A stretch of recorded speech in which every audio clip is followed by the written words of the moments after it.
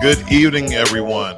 So, tonight I wanted to have this discussion. I usually don't really put anyone in my title of my videos to talk about them in any sort of a manner. I may mention them by way when I'm doing a particular video, just for examples and referencing, but never just in the title of my video. And this video is not to attack Kwame Brown in any way. It really isn't, but is more so a message or information to let him know he's truly off code. Now, some people may still take that as an attack or somewhat, but hey, that's your perception of how you look at things. But I wanted to set tonight premise. When I first heard Kwame Brown speak about Breonna Taylor and essentially blamed her and her boyfriend for her death. So let's look at that very quickly because I want to jump right into the video and I don't want to stay here too long. It says here, ladies and gentlemen, the former Washington Wizards guard surprisingly blamed Breonna Taylor and her boyfriend Kenneth Walker for her death after Walker had fired shots at the officer, believing that they were attackers breaking into their Kentucky home. Now, there be many of cases around the U.S. about this particular situation where black men and women have fired back at the police, not knowing that they were the police. So this is not new news to anyone. But noticing what the brother said, I decided not to comment at all. I just let that particular thing ride because when he started coming out, he started speaking about racism and some sorts of white supremacy and about how, the league truly is, talking about Stephen A. and all these other, entertainment or athlete that are stars or well known. So I said, I'll let that ride. But now we're talking about a particular case that I think that he didn't truly dive into. Like he said, he gave his opinion. And an opinion to anyone can't be right or wrong. That's the way he looks at it. And I totally understand that. But this is not to attack Kwame Brown. What this is to say that your opinion, sir, have so many ramifications of what the words you say on your platform because you have so many people watching you. And you use the terminology, the go along, get along gang. Well, let me tell you, you have a go along, get along gang, as I am. I used to be a subscriber of yours, believe it or not, when you was somewhat that I could indicate were on code. But then you started defending Candace Owens. And so 1 strike, 2 strike, 3 strikes, you're out. But I didn't need that many to understand where your stance is and how you think about things. Okay, there's a certain things you don't say and there's certain things that you don't do.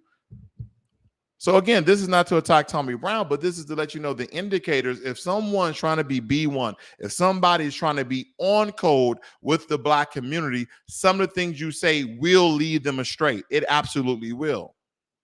And that's the problem we have in our community, where we start speaking about things that we don't have the information on. We don't have the intellect to dissect and decipher the information that's put in front of us and to not connect the dots of what is white supremacy. What is white supremacy? And then the system that we speak of, can you see it or is it invisible?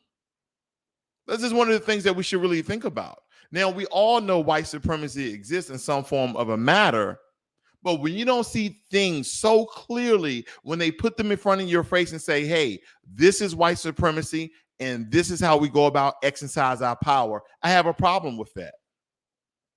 I have a problem with that.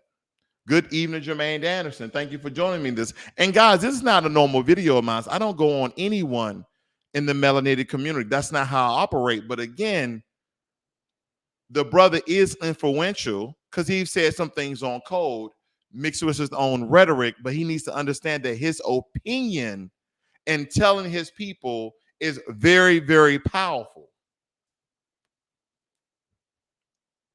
Because people in the new black media, I'm not really considering myself in the new black media, but I do some things in that realm. But the point I'm making here is that we're trying to make our people aware of how white supremacy operates. A lot of our people, unfortunately, are unaware how white supremacy operates, so they need to be informed. They need to be educated, and you are reversing the education. That's what you're doing. So again, he said that this was his opinion. So just for context here, opinion, a view of judgment formed about something not necessarily based on fact or knowledge. Okay. It's not based on fact and knowledge. That's your opinion about something. It's not based on fact of knowledge. So I understand. But see, here's the thing, ladies and gentlemen. When you are a public figure, somewhat in the same source of Kwame Brown, and then you started speaking out about certain issues that people start to agree on you, now you are an influencer. That means you influence people to think a certain way and do a certain thing. The very same thing you said about the go along, get along gang. Your majority of your followers, from what I can tell, in my opinion, are the go along, get along gang. Now, with that said, on the Kyle Rittenhouse issue, let's talk about it. Let's talk about it, because I think a lot of issues saying that Kyle Rittenhouse won the case and was in self-defense, in my opinion, Kwame Brown, it was absolutely false. You're absolutely wrong. Because this is when you don't have your uncode glasses where you can see white supremacy that smacks you right in your face. So I'm not going to do too much talking. I'm going to show a couple of videos for context, and then we'll come back and we'll look at this thing together, because this is very important to cover. So here's a video of someone filming Kyle Rittenhouse running through the streets after he has already threatened someone with a gun, and I'll pretty much play it from there. Let's see. Fair use, fair use.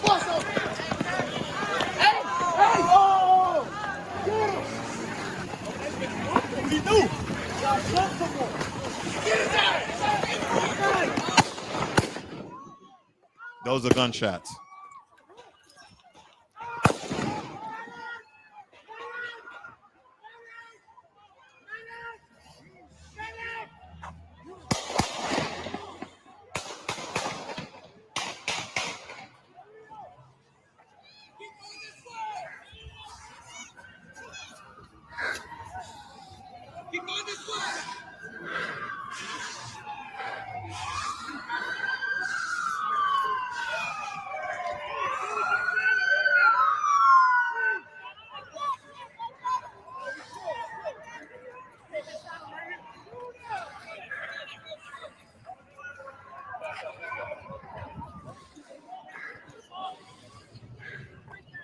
Okay, I'll stop it right there.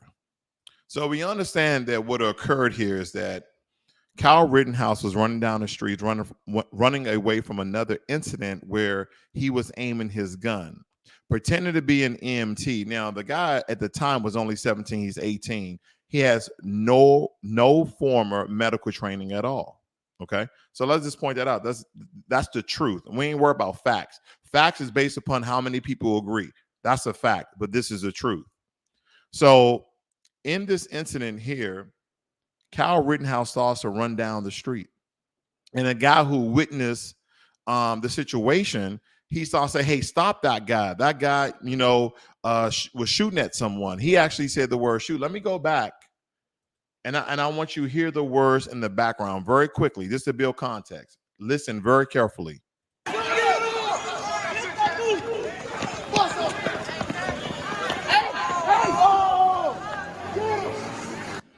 All right. I don't know if you guys picked that up. Someone said, "Get that dude. He shot at somebody." That's what the guy in the background said. Now, I don't know if that's true or not, but here's my point. Once Kyle Rittenhouse was, quote unquote, defending himself, what it seems to be, as these guys are trying to knock him down and probably take custody of him, he started to defend himself, right? Because he's already was in a prior altercation.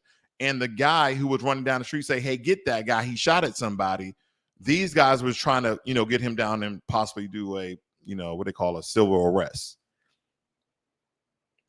So if we just dissect this part of it, we don't get how white supremacy plays a role. But now let's start to tie other things into this particular situation. Okay. So I got something else for you here. Now, this is Kyle Rittenhouse on the stand. Now, if you notice, as he was running down the street, did anyone see that he was frantic or primarily scared. He looked like that he, pretty much he pretty much killed the threat. All right, but let's look at this very quickly.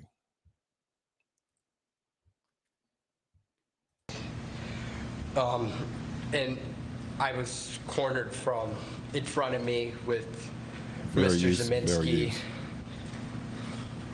and there were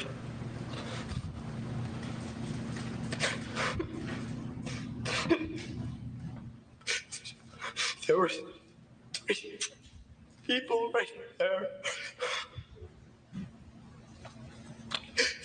Take a deep breath, pal. You got to be fucking kidding me. That's like the fakest thing when they start talking about this particular thing, and he just conjured up a whole sobbing cry for some reason. But anyway, basically he was talking about the incident of him running down the street and that people was trying to chase him and attack him. Question: if you're out there with your AR and medical equipment beyond the protests of Kenosha, of a gentleman, was it a year ago, getting shot and killed by the police, then why are they chasing you? Why are you chasing you? See, so we have to bring context to these things, because some people, like Kwame Brown, speaks about his opinion, not knowing how influential it is, but not understand all of the facts of the particular case. I don't think he really looked at that. Yeah. I don't think he looked at that. I think he spoke probably a little bit too soon. So let's look at this from a different perspective. Let me show you this as well. In Vernon Hills tonight, charged with 2 counts of intentional homicide, 1 count of attempted intentional homicide, along with several weapons violations. Reporter Richie McGinnis interviewed the Antioch teen that night. McGinnis was interviewed by police because he also witnessed one of the shootings. People are getting injured, and our job is to protect this business, and part of my job is right there, family.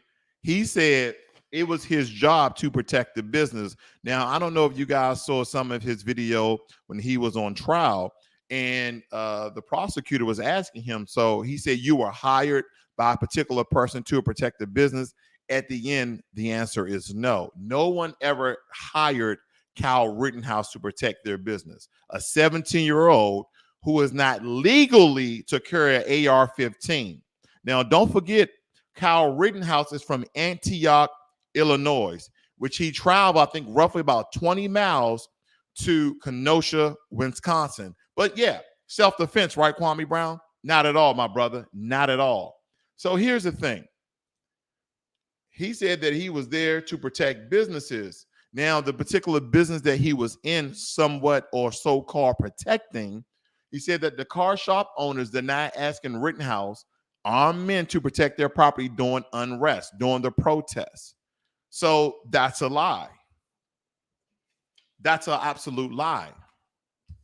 And see, fellas, ladies and gentlemen, if we don't know this information, then we're going to just go along and get along and agree with people like Kwame Brown, because some of the talking points prior to his Breonna Taylor comments, as well as this comment on the Kyle Rittenhouse case, you thought he was B1. You thought he was for the well-being and uplifting and empowerment of melanated Black people. See, that's what you thought. But let's see what the brother has to say, because maybe you guys didn't hear some of the things he was saying about the Kyle Rittenhouse case. So let's look at that, and then we'll come back and we'll do some coordinating analysis and how we'll compare and contrast on what he said and what is actually the truth, what is actually the reality. Opinion, Brian Sutton. That's the thing. We are different people. You don't have to tell another person that they're wrong. And my opinion is not a right or a wrong, okay? My opinion is this young man defended himself. Your opinion is something different. In a civilized nation, we both can have our own opinions, correct? And without you telling me that I'm wrong, you hold no authority over me, sir. So what makes you wrong is that you're trying to tell a grown-ass man when he's right and when he's wrong. And that right there. That's why I started off the video like I did. I don't want to tell Kwame Brown that he's right or wrong. He is right. That is his opinion. But what he needs to understand that he has built a platform and that he's an influencer. And if he was ever on code, he is definitely off code. See, here's the thing. I understand that Black people in America or the UK or wherever you are, we're not a monolith. We have all different tribes and cultures and sections and groups. I understand that. But there's a large portion of us, and you know who you are, that you put your melanation first. And you're trying to fight and combat the system of white supremacy, racism, and discrimination. And that's what you thought for Kwame Brown. But what we're beginning to understand is a lot of people that we don't vet, a lot of people we don't investigate somewhat, and we just kind of getting on a bandwagon because they sound good for a particular time. Then who the fool? We the fool. Now, here's some other things. Now I want to go back because I'm building here of how Kyle Rittenhouse actually prior to 2 weeks prior to him killing 2 people and wounding 1, he actually said he dreamed about shooting the people with his AR-15 that he obtained illegally. Let's look at this.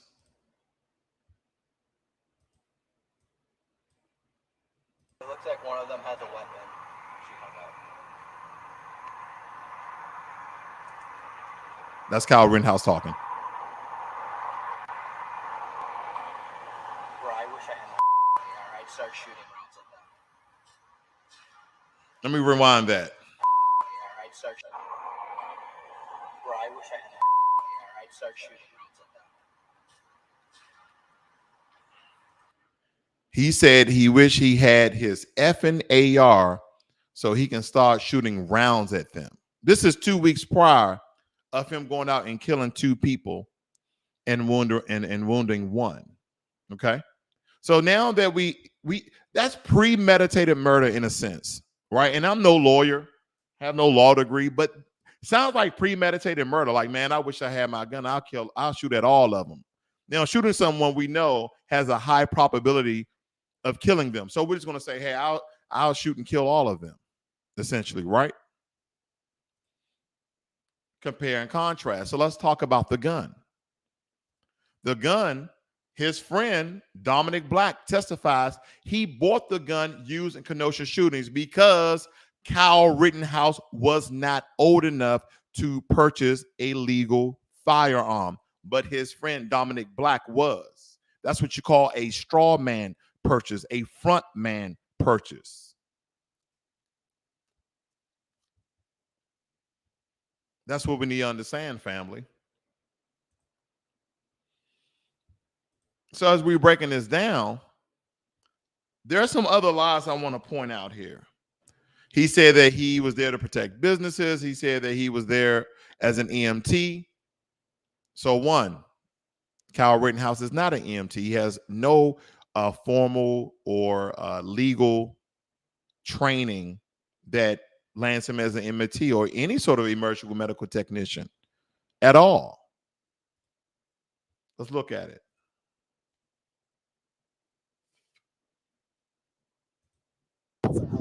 There's somebody hurt. I'm running into harm's way. Independent journalist I'm running in harm's way. Interviewed Kyle Rittenhouse the night before say the 17-year-old Antioch teen killed 2 people in Kenosha. I don't know exactly what his motivations were. He did tell me that he was there to protect the peace and to provide medical attention. Are you from the area? I'm from the area. He just said that he was from the area. He is from Antioch, Illinois, and he was in Kenosha, Wisconsin. What brought you out here tonight? You just wanted to provide medical attention? Provide medical attention to people that need it. Now, I'm not saying no one never informally trained Kyle Rittenhouse, but he said he's there to provide medical attention, but there's nothing on the records that we can see or know and prove that he actually has any sort of medical knowledge other than a first aid kit with Band-Aids, gauze, and maybe some antiseptic. So I'm breaking this down for Kwame Brown or anyone who wants to understand how white supremacy operates, because maybe he doesn't understand, because he's definitely off code. Somebody's injured, like you get hurt, I'm grabbing you. McGinnis is a witness cited in the criminal complaint filed by prosecutors in Kenosha County today. The way that he was describing what his role was seemed very detached from the way that he was being perceived. And so that's what I mean when I say he seemed very naive. Does anybody need Rittenhouse medical? is heard on McGinnis's video saying medical as he walked through the crowd. Tonight, the Wisconsin lieutenant governor reacted to the charges and why Rittenhouse was even in Kenosha. These armed men who have no connection to even this state, the guys from our town. So think about how ridiculous that is. Who is he accountable to? Nobody. And for him to be able to shoot somebody and still walk away from the scene. I mean, you know, they talked about finding a knife inside of the car, not even on Jacob Blake's person. This guy's carrying a long gun, kill somebody, just walking freely, was able to get back. That's called white supremacy. Then, you know, we got a much bigger problem on our hands. That's called white supremacy. That's all that is, brother. So he need to get with it as well. That's called white supremacy. See, about the case that he was actually there providing medical attention to protesters about a protest he was absolutely against. And 2 weeks prior to that particular protest, him and another buddy recording themselves said, I wish I had my effing AR so I can shoot rounds at them. And now you are amongst the same protesters that you essentially wanted to shoot, providing medical attention with an illegal firearm a state away from where you live. See, your opinion, you can't scapegoat your opinion, Kwame Brown. You cannot, because you know how powerful your platform is. You know how powerful your opinion is. Now, in my opinion, you have gained a lot of flunkies, a lot of fools that's following you and hanging on every word and every thought that you say. So let's just take, for instance, 50% of your followers are like that. That's 200,000 people. And then when you look at those 200,000 people, how many people will they eventually influence?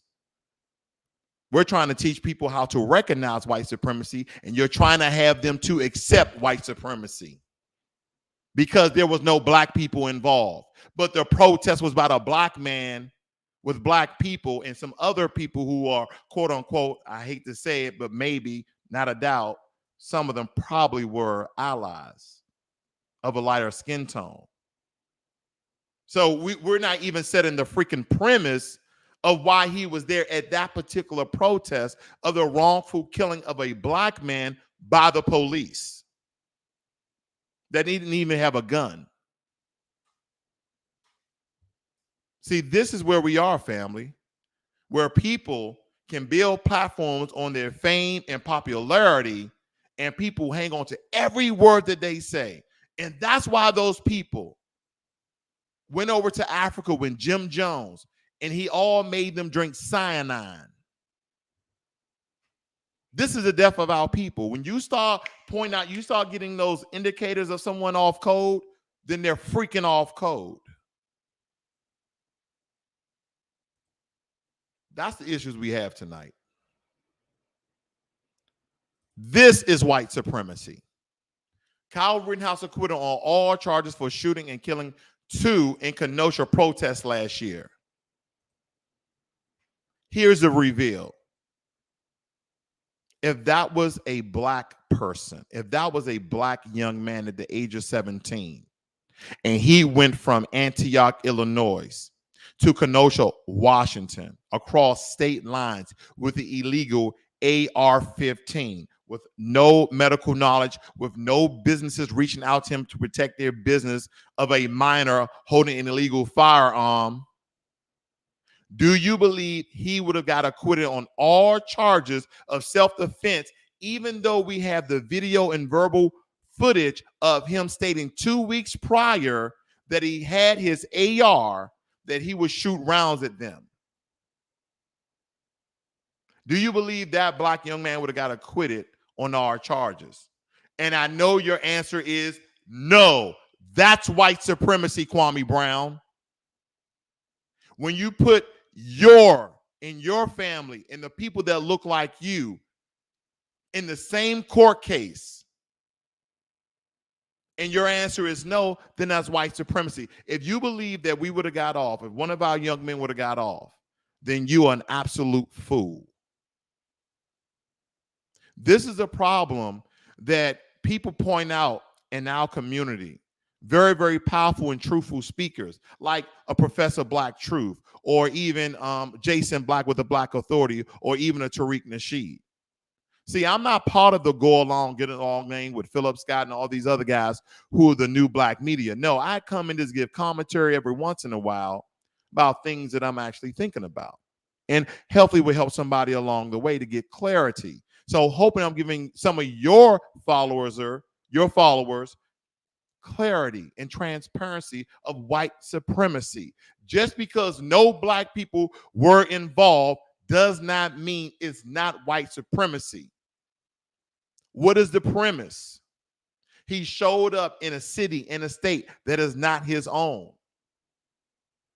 Number two, 2 weeks prior, he's been recording while he was in Kenosha, Wisconsin, of shooting people who were protesting and looting a store. He said, I would shoot rounds at them.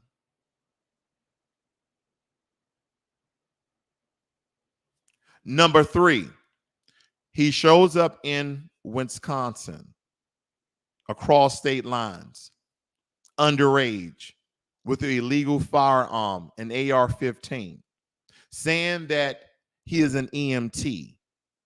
So you're telling me that a black melanated young man, lie after lie after lie after lie after shooting, even if they were 2 black people, 3 black people, even if he was shooting 3 black people, I'm not saying the guy is black and he's shooting white people. No, I'm saying that the guy is black and he's shooting black people. Do you believe he will still get off in Kenosha, Wisconsin?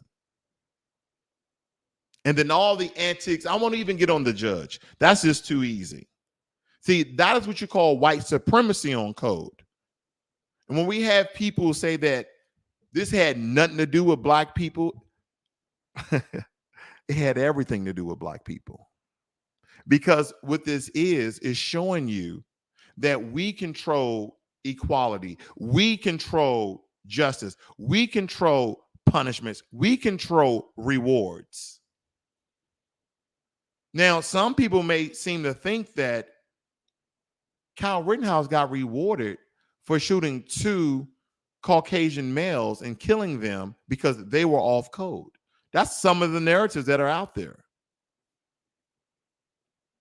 But I don't need to stay here too long. Kwame Brown, you're off code, brother. I know we're not a monolith, but there is a reveal that's trying to go on.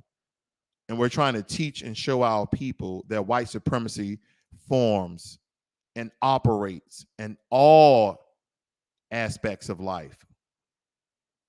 So, I mean, socially, psychologically, physically, economically, religiously, white supremacy operates. And so when things of a weird, this was kind of cut and dry, though. This was cut and dry white supremacy. This was very, very easy to point out. Because the first thing I said, well, if that was a black young man with killing 2 black people, he still would have went to jail. He wouldn't have got acquitted on all charges. That's what not would have happened. This is not even me being intelligent. This is kind of just cut and dry. So Kwame Brown, you're off code. You've been off code since Breonna Taylor. I don't know what's going on, brother, but don't forget your opinion matters. You have a very powerful platform that you've built for yourself. I'm not hating at all, brother, but I can tell you this. When you're off code, somebody got to tell you. And I'm pretty sure there are going to be some other people, and I know you're not going to really care because that's your mentality. You're not going to really care. But there are going to be some other people that come out and tell you that you're off code, especially with the Candace Owens comments and the Breonna Taylor comments and now the Kyle Rittenhouse opinion. I ain't here to beat you up, brother. I'm just here to give you some insight, some clarity. Whether you agree or you disagree. You guys have a great, wonderful evening. I'm out.